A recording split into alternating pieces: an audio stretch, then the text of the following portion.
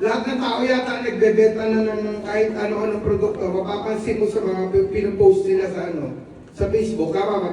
Tama. Oh. So ngayon, ito pong product na to, nung nakita ko itong product na to, itong company na to, sabi ko, grabe. Kung nagsisimula pa lang to, parang gold mine ito para sa atin. Bakit? Lahat ng tao na pinapanganak may mata ba? Yes. So hindi mauubos yung negosyo natin. Ang ano ko po, may anak akong 11 years old. 3 years ago, pag sinusundo ko sa school, nakakakit ako sa classroom nila. May mga nakasalamin na. 3 months ago, nag-field trip sila. 3 months ago, January. So, sumama ako, nandun ako sa classroom. Ang napansin ko, lahat ng estudyante, nakaklase niya, may salamin. Naniniwala kayo dyan? Yes.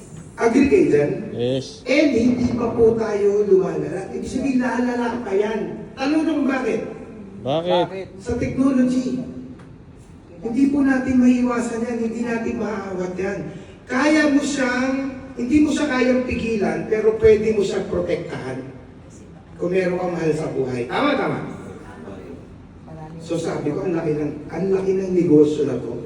Dadami yung negosyo na to. So itong papaliwanag ko, yung kitaan na side. So sikuhin mo yung katabi mo, sabihin mo, uy, kitaan na. Kita na. Para hindi matulog, tulog ka, kaya tumatalbog yung klase. Tama? So basic lang po ipapaliwanag ko para maintindihan ninyo. Ako po, ang kurso ko, engineering.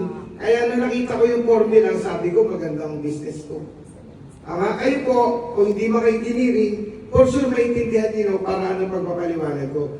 Hindi ko po linya ito, dati po, 8 years po ko manager sa McDonald's, ang course kong mechanical engineer, sipin mo pong makina, naging burger, ngayon salamin.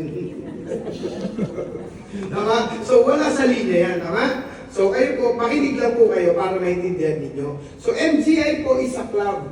MGI Club. Membership club po to. Okay? Pag sumali ka, binili mo yung package o bumili ka ng isang salamin, 8,400, automatic member ka na lang club, MGI Club. Okay? So may business po na kasama yan. Pagka member ka na, ito pong bawat isang salamin na to, pag bumili ka, automatic member ka na yan. Okay? Ngayon, pag naging maganda yung effect sa'yo, ikikwento mo hindi. Kwento. Kwento mo, di ba? Kung meron kang vertigo, yung kapitbahay mo, kumare mo chismosa, may vertigo rin. Nakita niya, gumaling na yun sa'yo.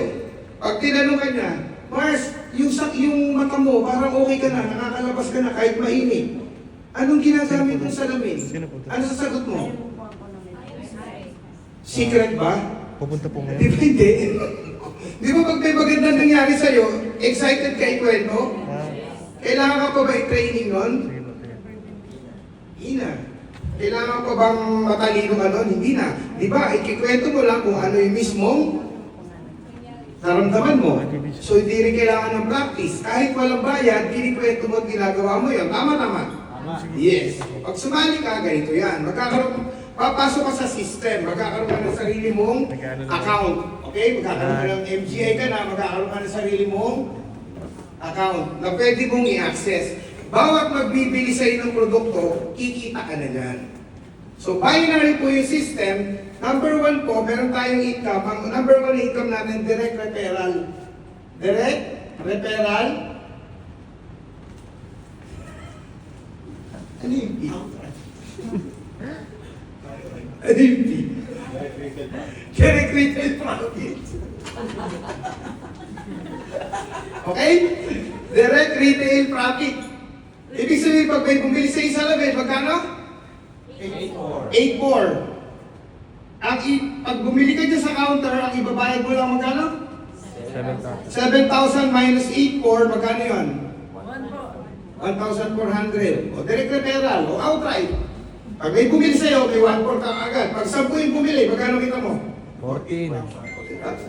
Simple. Sino magpapaliwanag? Ako, kayo, o kami? Pares lang. sino magpapaliwanag? Apply mo sa umpisa, magpapaliwanag. Kami muna. Okay po? Yes. Pag may invite ka, kami muna. Huwag ka magpaliwanag kasi hindi yan bibili. Matatakot yan sila. Parang iba ka, hindi ikaw yan. Alam mo, chismosa ka lang. Ayun, may mga negative ayod kang sinasabi. Hindi siya sanay na ganun ka. Tama? So, sino magpapaliwanag sa umpisa? Kami. Ikaw, invite ka lang ng invite. Pag in-invite ka 10, bumili 5, meron kang maliwanag na 7,000. Ay, burger lang. Okay na sa amin. Kain tayo sa baba. So, yun yung direct retail profit. Paano pagka naka-invite ka? Magiging tao mo na siya sa ilalim. So, ikaw, may account ka. Sino yung bago, ma'am? Bago ka, ma'am? Ano name mo na eh? Christina po. Ano pong palayo mo na? Pining. Ha? Pining.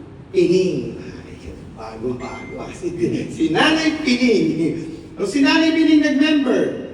So pag nag-member ka, meron ka account. Sa account mo, makikita mo, meron kang left side at saka right side. Nakakalito po ba yan? Hindi. Hindi. Pero kasi iba naguguluhan dyan, hindi nila maintindihan. Kaliwa at saka kanan.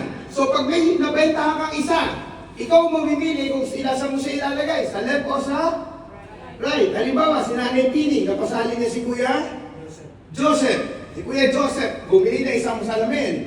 So yung pangalan niya, ipapa-register mo under kay Nanay Pining. Si Kuya Joseph, member na rin, ibig sabihin, magkadugtong yung distributor number nito at distributor number nito. Tama? Okay. Magkano kinita Nanay Pining? 1,400. Pag yung in-encode sa system, si Kuya Joseph, meron pa uli siyang 1,400 ulit. Di ba, pinasok ka siya. Ano yung second nakitaan? Sponsorship? Bonus. Very good. SB. Bakit na sulat ni Abna? Hindi ko pa ba? S pala to. Kala ko E. Ang pangit ng sulat. Pag maya, pogi to. Pag pangit magsulat, wala mong pogi to. Sponsorship bonus. Ibig sabihin, sino yung nag-invite o nagbenta sa kanya? It's you po ba? Yes. It's mo na. Sino yung nagbenta sa'yo? Si Ate Pining. So, meron uli si Ate Pining pag pinasok sa system na 1,100. Di ba palapakan niya? 10 uli pumili. Ilan uli yung kita ni Ate Pining? 14,000. So, ilang 14,000 ka? Meron kang isang outright at saka isang nasa system. Tama. Yes. Eh dahil nga si Nanay Pining, maganda yung naging resulta ng product, may nabentahan pa uli siyang isa. Sino pwede? Bago ka, ma'am? Sino bago? Si Kuya? Ano ba alam mo? Eugene. Kasabay ka namin sa elevator, Kuya. Kung alam ko lang na bago ka, yari ka sa akin. Pero okay lang, kagrupo kayo nakakuha sa iyo. Kuya Eugene? Oh. Si Nanay Pining, nabentahan din si Kuya Eugene. Nanay, saan mo ilalagay si Kuya Eugene pag sumali? Sa left o sa right? Sa right. Madali po ba? Yes. Ang simple ng business, no?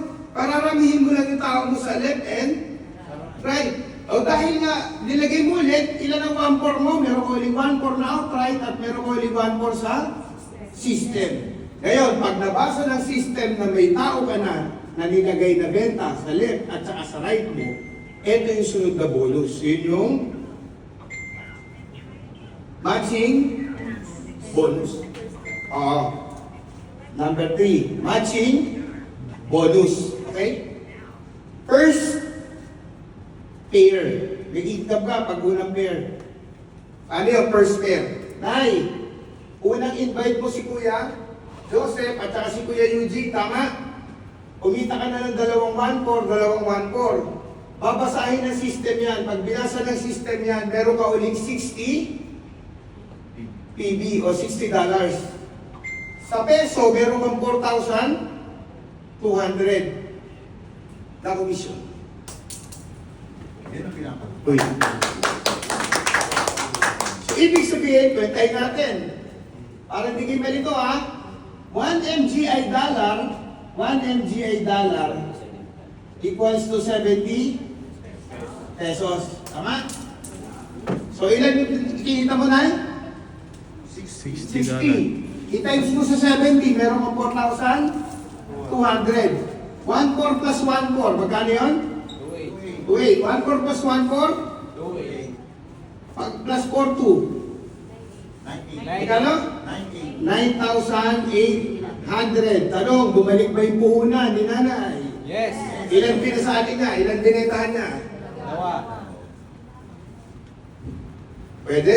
Yes. O, ito na yan. Dito na yung pumapasok yung leverage business. Si Kuya Eugene at saka si Kuya Joseph, naka-invite pa ng tigda-dalawa nila. Tanong, silang dalawa, kikita din ba ng 98? Yes. Yes! Pare-pares tayo ng posisyon dito. Isa tayo ng rate. Pag nakakuha si kay Joseph ng dalawa, meron din siyang 9,800. Pag nakakuha itong dalawa, meron din siya 9,800. Tanong, itong apat na to, ang tawag dyan, indirect sales ni Nanay Pining. So, ibig sabihin, pwedeng kilala niya at pwedeng hindi. Tama. Yes. Pwedeng in-invite ni Nanay Pining, mas magaling sa kanya. Pwede mangyari yun? Yes. Pwedeng si Kuya Eugene, mas marami kakilala sa kanya. Pwede mangyari yun? Pero dahil nasa left niya si Kuya Joseph, nasa right niya, babasahin niya ng system, dalawang pair. Yun yung pang-apat. Yung infinity bonus. 700 pesos po yan kada pair. So ilan 700? Dalawa. 700 plus 700. Kahit po dumami yan ng pababa, pantay-pantay, tapos po ito dumami ng palalim, ganyan, babasahin po ng system yan na 700, 700, 700, 700, 700. Kaya pala pare. Hanggang ilalim po yan. Yan po yung lumalaki. Kaya may kumikita dito sa isang araw. Kumikita ng 20,000 sa araw, 30,000 isang araw, 100,000 isang araw. Paano kung libo na yung tao? Halimbawa, dumami na. O, balik kayo dito, focus tayo dito. Halimbawa, umabot ng 3 taon. Ang tao ni nanay dito, dumami ng 2,000. Pwede mangyari? Yes. Pwede mangyari? Ang tao ni nanay dito, dumami ng 4,000. Pwede mangyari?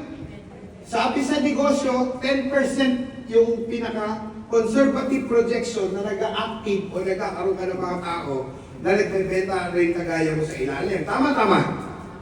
Ano ba yan? Hindi ba makatotohanan yan o makatotohanan?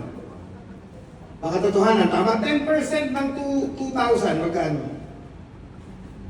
200? 200, tama? 10% ng 400. Halimbawa, nangyari ito sa kanya sa isang araw. Ilang pairing yan? 200. Pero sa 200, Pairing. i-times mo sa 700. Magkano yun? May calculator naman para tama.